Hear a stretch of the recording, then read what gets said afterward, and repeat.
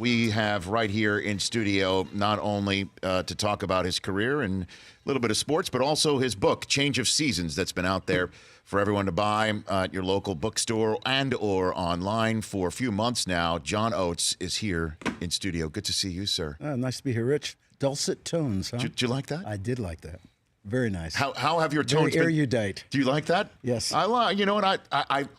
I don't know why I like that phrase, but it just it's something that always rolls off the tongue right there. That's good. It's better than 80 pop kings of pop, you know. So. Kings of by the way, for just 5 seconds in my life, I'd love to be described as the king of any pop right there. Yeah, okay, I'll take it. Is that how you've been? Is that how you guys have been described? Well, you know, we had a pretty big run in the 80s, but you know, to be honest with you, I'm kind of a looking forward kind of guy. So okay, you know, those days are fantastic, and it's probably the reason we're still out there and people are enjoying our music.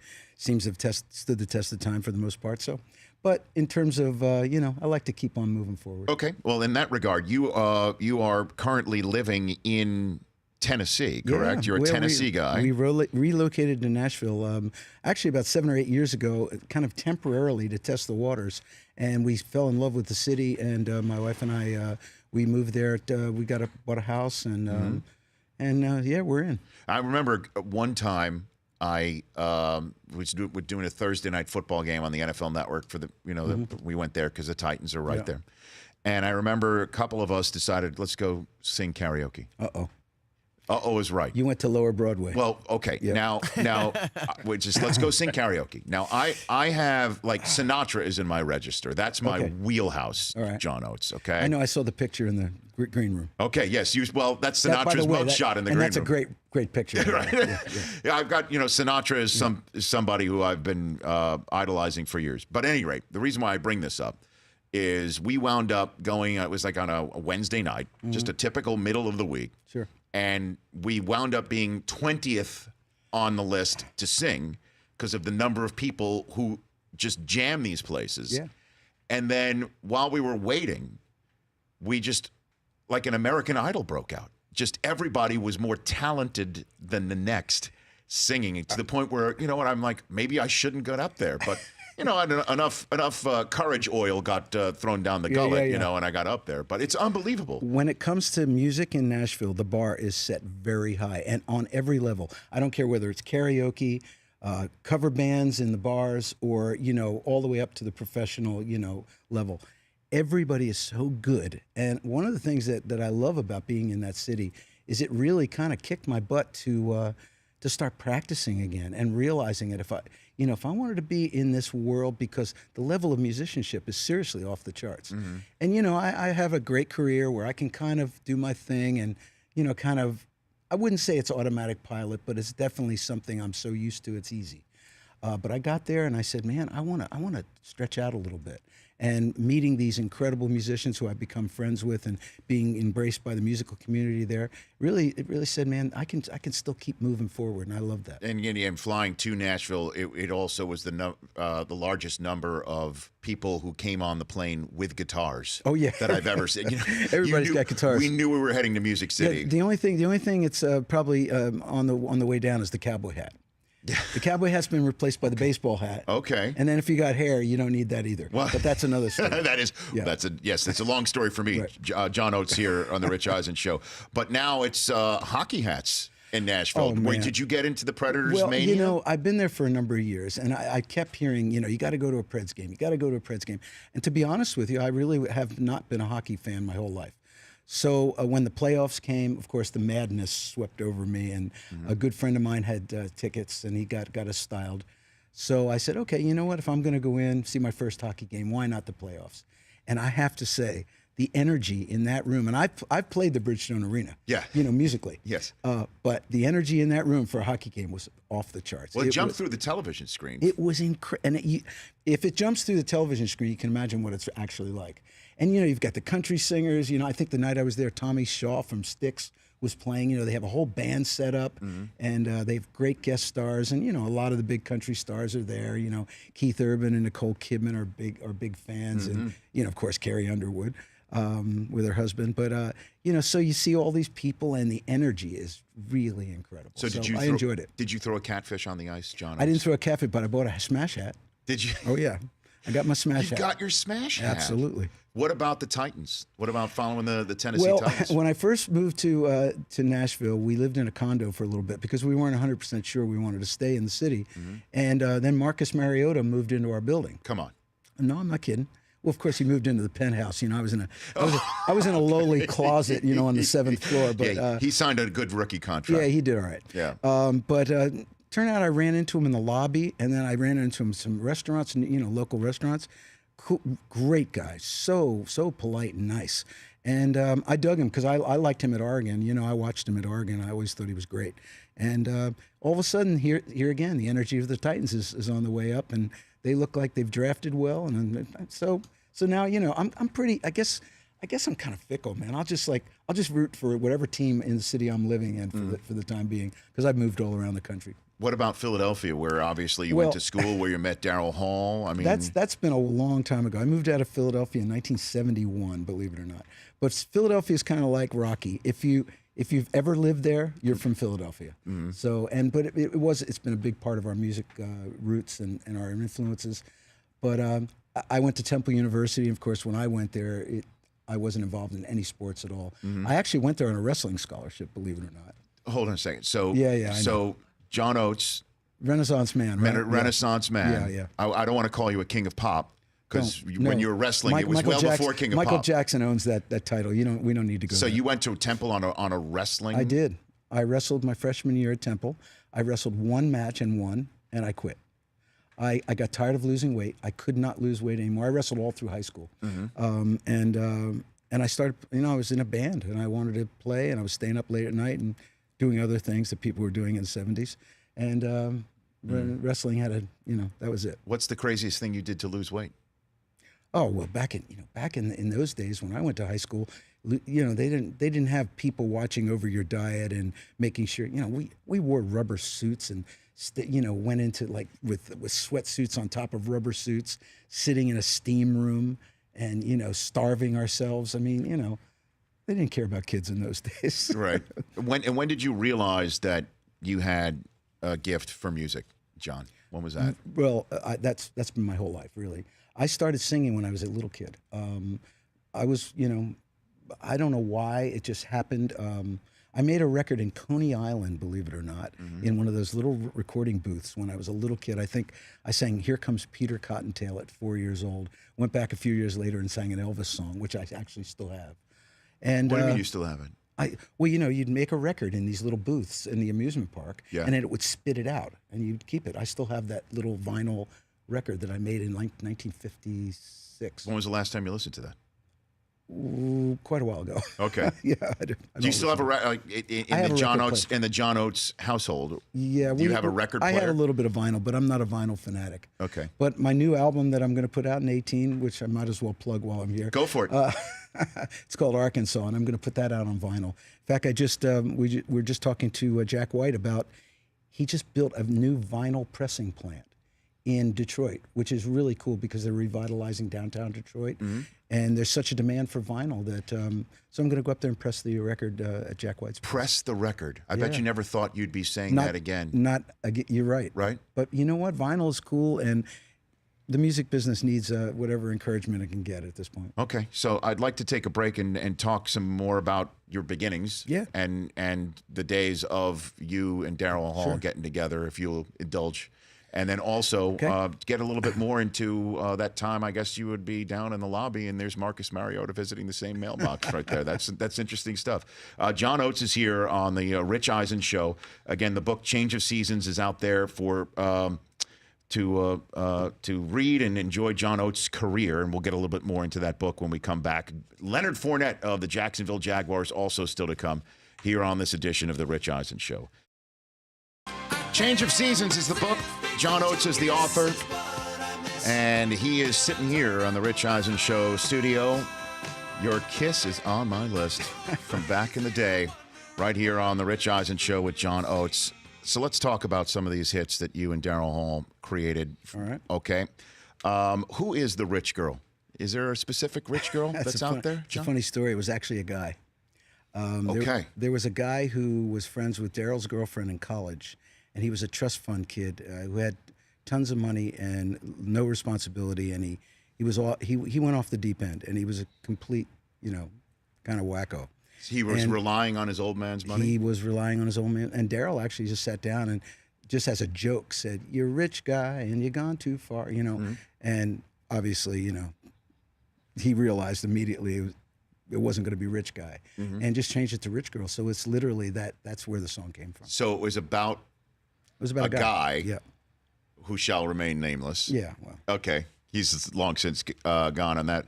Who was the man eater? Was there a specific man eater out there, Well, John? It started out. I used to hang out in a restaurant called Mary Lou's in the Village back in those days.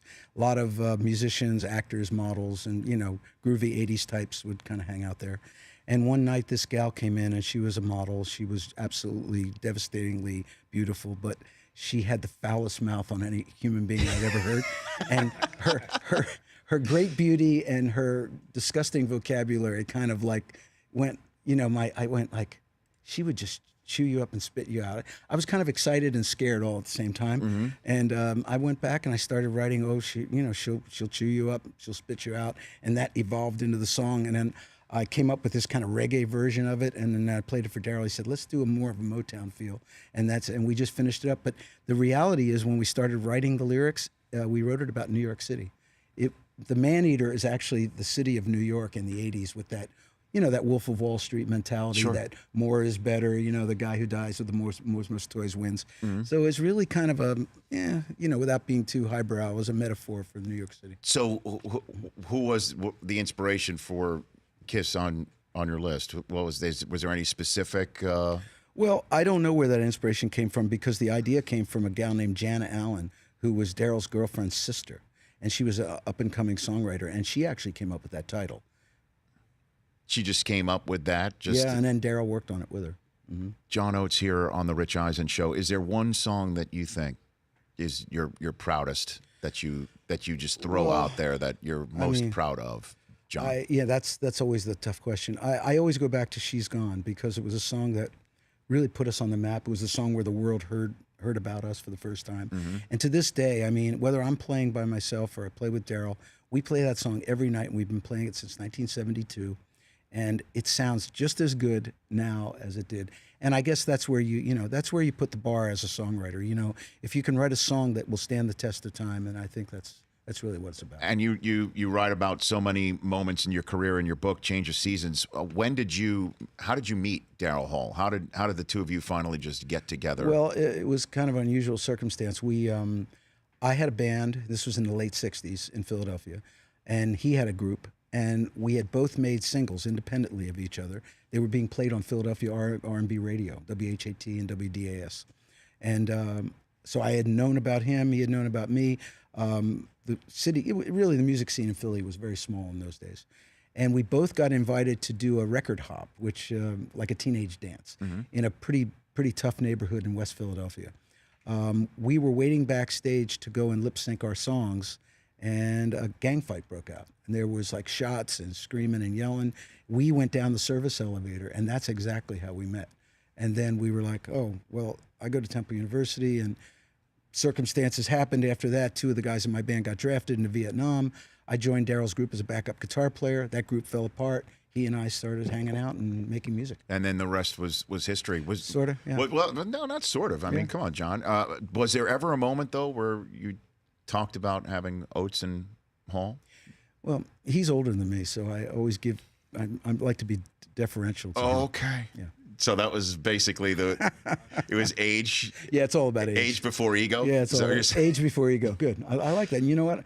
I'm going to add that into my repertoire. Will you use that? I will. I don't. Rich, I will use that. I don't require dulcet credit. tones and age before ego. The dulcet tones of John Oates, who puts age before ego. I will remember all these things. Here on the Rich Eisen Show. Is there anybody whose music now you appreciate? Oh, I'm a fan of a lot of greats. I mean, I'm very much into like the Americana roots music scene. Alabama Shakes, Mumford and Son.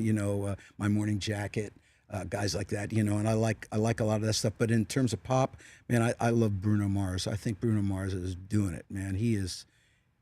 Can I say badass on? You may. There's been far worse said into that microphone in front of you. Well, John. he's badass. I love him. I love what he's doing, and I think it's and I like Justin Timberlake. There's a lot of great people out there. Yeah, Bruno did the Super Bowl in New Jersey, the New York, New Jersey Super Bowl, which it was real fortunate for him and the NFL. It was an unseasonably balmy 60-degree day on that first Sunday in February, but him signing up for it, he had no idea. He could have been out there in a 10 degrees. Remember Prince in the Rain? Prince in the Rain. That was bad, too. That was badass. I'll never forget this, John. Prince in the Rain, being there and seeing it. Yeah. Well, I'm getting. I'm good. Yeah. I've been fortunate cool. to be at every Super Bowl, and I've been fortunate to interview every Super Bowl act for the NFL Network. Okay. With a couple better of or worse? Well, no. Well, it's been interesting. Okay, because for various reasons, Mick Jagger actually broke down Super Bowl 40 like he was an NFL on-air analyst.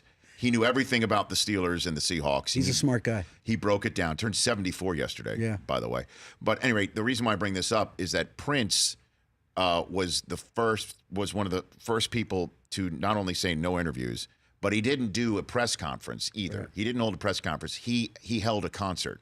Yeah. For the media members. Oh, he did. Yes, and it was separate from the... instead of getting up there and answering all these questions from the members of the media. Let me just play. That's it. I'm gonna let my music speak for myself. Well, one of the greats of all time, no doubt about it. What's the gig that you want to do? If you could choose one. Stay home. Are you? Hey, I travel all the time, man. I swear. People always stay home gig. Yeah. Where do you want to go? My house, pretty much. I've been on the road since I've been 18. That's a long time, and I still love playing. Believe me, I do. But if I'm left to my own devices, I love staying home. I love writing songs. I like going into the studio with and creating new stuff. That's what keeps me going. So what is the best venue you have played personally, or you with Daryl Hall? Well, played together. The big ones always stand out because Live Aid, the first Live Aid, which we played with Mick Jagger, which we headlined, and we had Tina Turner and Mick came out, and that's when he ripped her skirt off, and it was pretty incredible. We had Eddie Kendrick and David Ruffin from the Temptations sang with us, and we kind of reprised our Apollo Theater show. Playing the Apollo Theater back in the 80s with them was an amazing moment. All those moments when you play Madison Square Garden for the first time, when you go to London for the first time, all those things stand out in your mind. But honestly, I love playing a little venue in Nashville. I'll go to the Station Inn and play on a Monday night with some friends, and to me, it's just as good. And so the current tour with Tears for Fears, last couple of dates had to be canceled due to circumstances beyond your control. Yeah. Are there any plans on we are going to reschedule that show as soon as possible, and it was here in Los Angeles, right? Yes, we actually had to cancel San Jose and the 2 dates at the Staples Center. So we're looking for dates in mid-September. Hopefully we can find some and lock them in before basketball starts. Yeah, before the Lakers and Clippers take over. Exactly. But the tour was going so well, and it was a great summer. Loved the Tears for Fears and just loved the whole package. It was really great. And we can't forget the Los Angeles Kings play there as well. No, don't forget, you're a hockey fan now. I am. Okay. Thanks to the Preds. Thanks for reminding me. Yeah, no, I don't want hockey fans coming after you in your hometown, because people have totally found it. Yes. The athlete that has come up to you to say, "I love your music," that you were really, impressed with or blown away. You mentioned Dan Marino in the television-only segment. The radio audience now. Well, back in the 80s, there were a lot of every time we'd go to a football town, football players would always come out. I became really good friends with Dwight Hicks, who was a cornerback for the 49ers. Sure. And then Mean Joe Green, and those guys from the Steelers used to come around. Carl Eller. And it was cool. I mean, we used to go to parties with those guys. I felt very safe, by the way. Carl Eller and Mean Joe Green would definitely make you safe. Yeah, I never had to worry about much in those days. But it was, so they were the glory days of just hanging out with, but it's very similar to what, the young pop artists of today, the contemporary artists of today, they hang out with, the modern sports stars. It's it's always that intersection between music and sports. And Johnny Mac, you've come across his path? Well, I've known John for a long time. I was a very avid tennis player, and I lived very close to Mats Wilander in Connecticut for a while. And Mats was also a musician. And when they would do the U.S. Open, Mats would always have, after they resurfaced the courts at the U.S. Tennis Center, Mats would have his personal court resurfaced with the exact same material. Okay. So they could practice on the same surface. So he would always have a bunch of guys come over to the house, and he'd call me up and say, "Hey, I got a bunch of the guys coming here. You want to come over?" And I go, yeah, of course, being a tennis fan. So I'd show up with my little tennis racket. And so one day I went over to Mats's house, and they were all having lunch and hanging out in the house. And he said, "Mac's out on the court. He's John McEnroe. Yeah, he's stretching out." He said, "Why don't you go out and hit with him?" I went, "Okay." So I went out there, and I'd known John, but and he said, "Yeah, let's hit." So I'm out there. There's nobody around. It's just me and John McEnroe, and we're hitting. And I'm going, "This is freaking amazing." I said, "I wish someone could see this." Yeah. But the coolest part was, and I was an okay club player. I could hit the ball, but when you compare yourself to a pro, it's a whole other thing. But he's going through his whole McEnroe thing. So he's hitting these shots, and if he hit a shot he didn't like, or he'd be like, he'd be throwing, and I'm going, this can't be really happening. And that's a level of competitor that he was, and it was really cool. It was really cool. And I like I said, I wish someone could have seen it, but nobody did. So. No, but it's a great story. But it's not a lie. It's real. It is not a lie. It is not fake news. And so there are two Johns out there. Oates was the one to say to McEnroe, "You can't be serious," because he was flipping out. Yeah, fantastic. He yelled at me one time. We were playing a video game somewhere in New York City at somebody's house one time when video games just came out. Yeah, and he did the same thing in the video game. He actually yelled at me and said, "You're not trying, man." He goes, "You're not trying." I said. It was like weird, but you know what? That's what a competitive spirit's all about. John, thanks for coming in here. Oh, congrats on your book, Change of Seasons. Yeah. We're all big fans of your work and your music you. for many years, so we're really appreciative. Thanks for coming in. Appreciate it. You bet. The Rich Eisen Show, weekdays at noon Eastern on radio stations across the country and audience. If you liked some of that, get some more of that on the Rich Eisen Show app.